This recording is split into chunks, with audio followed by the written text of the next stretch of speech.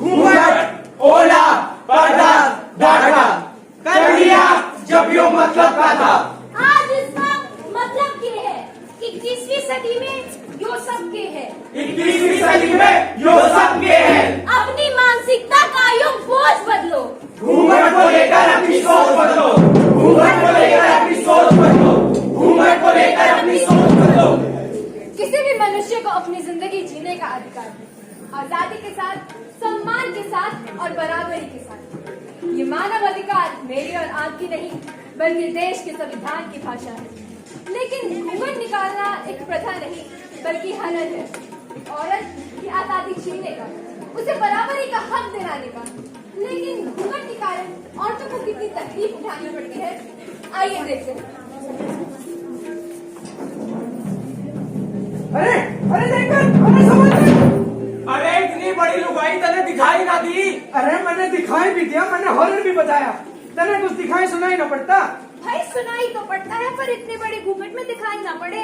सच कहती हो, इतने बड़े घूंघट में कुछ नहीं दिखता। लगी तो ना? बरसों से चलती आई इस प्रथा के खिलाफ किसी को तो आवाज उठानी थी, और ये आवाज उठाई राजस्थान के एक गांव झालावाड़ की वीर औरत लक्ष्मी ने। मैं अब से घूंघट नहीं ओढ़ूंगी। तेरा दिमाग खराब है लक्ष्मी, तू घूंघट न काटेगी? सवेरे सवेरे पाउडर जैसी बात कर रही है। देख, मेरे सामने कह दी सो कह दी, लेकिन बाबूजी के आगे मत कह दियो। पर आपने देखा ना, घूंघट की वजह से उस औरत का एक्सीडेंट हो गया। अरे पर वो मरी तो ना। कैसी बात करते हो जी? अगर वो मर जाती तो मुझे घूंघट उतारने की परमिशन दे देते। देखो जी, मैं पढ़ी लिखी हूँ, कानून की पढ़ाई भी की है मैंने। आज तक चुप थी ताकि घर में कलेश ना हो, पर आज का हादसा देखने के बाद मेरी आंखें खुल चुकी हैं। और आजकल तो शहर की औरतें भी बिना घूंघट के घूमती हैं, फर्राटे से स्कूटर कार सब चलाती हैं। वो भी तो किसी के घर की बहू बेटी है। मैंने फैसला कर लिया है, मैं घूंघट नहीं ओढ़ूंगी।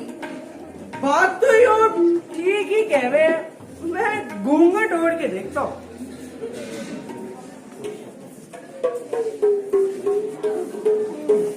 ठीक ही कह रहे हैं, इस घूंघट में ठीक से कुछ दिखाई तो ना पड़े। बाबूजी, जो के हो रहे हो है? बाबूजी वो लक्ष्मी कह रही थी कि उसे घूंघट में ठीक से कुछ दिखता ना है। सुन, घर की बहुएं घूंघट में ही अच्छी लगती हैं। पर कह बाबूजी, दिया सो कह दिया। देखिए ससुर जी, ये मेरा अपना फैसला है। मैंने घूंघट उतारा है, इज्जत नहीं। इसका दिमाग खराब हो गया है क्या?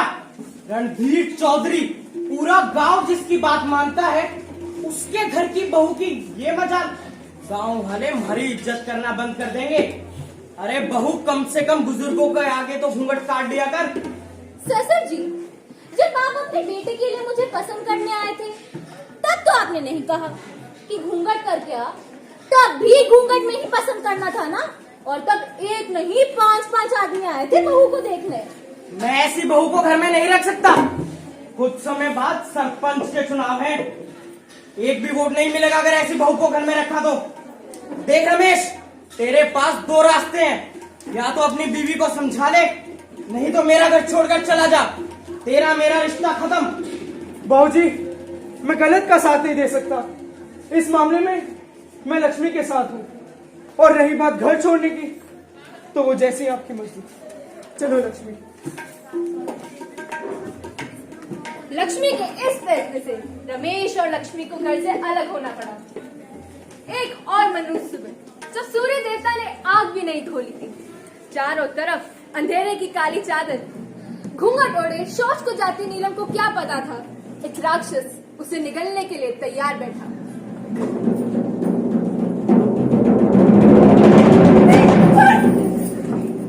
अरे बचाओ, अरे कोई तो बचाओ। अरे नीलम बहन, क्या हुआ? कोई है उधर? ये तो ससुर जी जैसे लग रहे हैं। नहीं, नीलम बहन चुप हो जाओ। वो राक्षस आज तो भाग गया, पर कभी ना कभी तो पकड़ में आएगा। और धारा 354 के अंतर्गत एक महिला के साथ छेड़छाड़ करने के मामले में उसे 7 साल की जेल होगी। वैसे नीलम बहन, एक बात बताओ, तुम ये घूंघट ओढ़ती ही क्यों?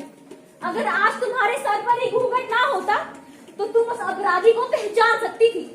चलो चलो पुलिस में रिपोर्ट लिखवा कर आते हैं। लक्ष्मी के इस साहस से प्रेरित होकर गांव की कुछ औरतें भी उसका साथ देकर घूंघट ओढ़ना बंद कर देती हैं और ये बात आग की तरह पूरे गांव में फैल जाती है और लक्ष्मी पुरानी सोच रखने वाले लोगों की आंखों की किरकिरी बन जाती है।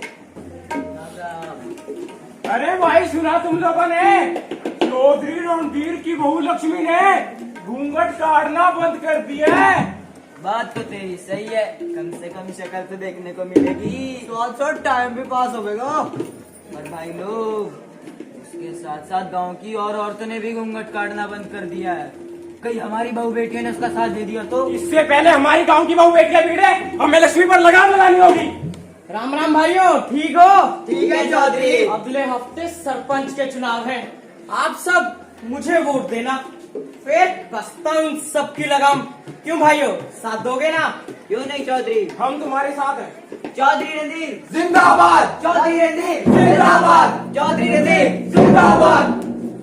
गांव के अब दो हिस्से हो गए, पुरानी सोच रखने वाले लोग चौधरी रणधीर के साथ और घूंघट से परेशान औरतें लक्ष्मी के साथ। भाइयों, आपका अपना उम्मीदवार रणधीर चौधरी। सरपंच बनते ही गांव का नक्शा बदल दूंगा और हर एक आदमी को दूंगा 5-5 हजार। और कुछ लोग जो हमारे गांव के रीति रिवाज तोड़ रहे हैं, उन पर लगाम कसूंगा। आप सब अपना वोट मुझे ही देना। ससुर जी, शायद आपको पता नहीं होगा, पैसे देकर अपना काम निकलवाने को रिश्वत कहते हैं और prevention of corruption amendment act के अंतर्गत आपको 7 साल की जेल हो सकती है। अरे आज अचानक हम पे है जो मेहरबान। अरे इनसे पूछो, आज तक ये थे कहाँ? अरे कैसे आई इनको हमारी याद जी। रहमदिल बन गए, क्यों कर जल्लाद जी? हमरे बलमा बेईमान हमें पटियाने आए हैं, पटियाने आए हैं, वोट हथियाने आए हैं। लक्ष्मी करेगी बेड़ा पार के हम समझाने आए हैं, समझाने आए हैं, इसे जुटवाने आए हैं। हमरे बलमा बेईमान हमें पटियाने आए हैं। और इस तरह जीत हुई अच्छाई की। पुरानी सोच और जालसाजी करने वाला रणधीर हार गया। लक्ष्मी गांव की भलाई और सुधार के लिए नए नए कार्य करने लगी। आए दिन नई नई चुनौतियां सामने आने लगी और सबसे बड़ी चुनौती थी गांव में फैल रही नशाखोरी की समस्या।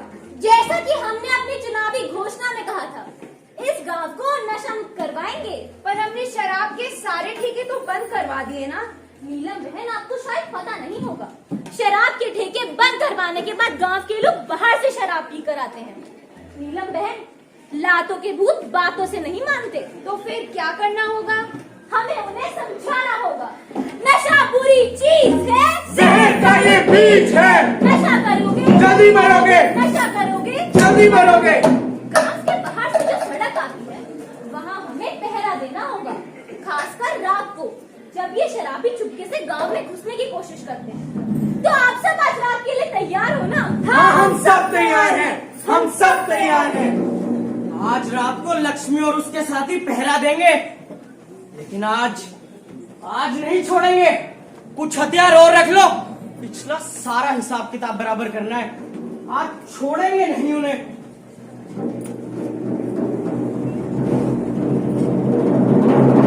रुको, एक कदम भी गांव में मत रखना। शराबियों को गांव में घुसने ना देंगे। इन हाथों में चूड़ियां अच्छी लगती हैं, लाठियां नहीं। चौधरी साहब, एक कदम भी गांव में रखा ना, तो ये चूड़ियों की खनखनाहट या ये लाठी की आवाज, जो संगीत पसंद हो सुन लेना। तू रोकेगी हमें? हाँ, चौधरी साहब, बहुत देख लिया आपके गुनाह। जब सुबह मुंह ढककर आप घूंघट ओढ़ी मासूम औरतों को परेशान करते थे, सब जानती थी मैं। और आज ये सारा गांव जानेगा। नीलम बहन, तुम्हें परेशान करने वाला नकाबपोश यही है। चौधरी, अब हम भी तुम्हारा साथ नहीं देंगे। हाँ, नहीं देंगे।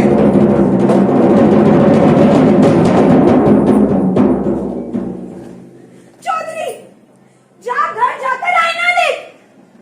जितनी गंदगी तेरी सोच में है, उसके आगे तो ये कुछ भी नहीं। मेरी बात सुन ले आज। घूंघट के अंदर औरत को कभी कमजोर मत समझना। एक दिन वो भी चंडी का रूप धारण कर लेती है। और आज मैंने तेरी गंदी सोच और झूठे घमंड का नाश किया है। Protection of human rights act 1993 देश भर में लागू है और इस एक्ट के हिसाब से प्रत्येक मूल अधिकार मानव अधिकार है। हमारे देश का संविधान विश्व भर में प्रसिद्ध है और ये संविधान हर इंसान को आजादी से जीने का हक देता है। पर्दा प्रथा, औरतों पर अत्याचार करना व उनसे उनकी आजादी छीनना मानव अधिकार के खिलाफ है। कृपया उन पर यह अत्याचार करना बंद करें। हम सब आपसे एक सवाल करना चाहते हैं। साइना नेहवाल, कल्पना चावला, पीवी सिंधु, मैरी कॉम, गीता फोगाट, अगर इन सबको घूंघट में रखा जाता तो क्या ये इस मुकाम तक पहुंच पाती? सवाल हम कर रहे हैं, जवाब आप सबको देना है। सवाल हम कर रहे हैं, जवाब आप सबको देना है।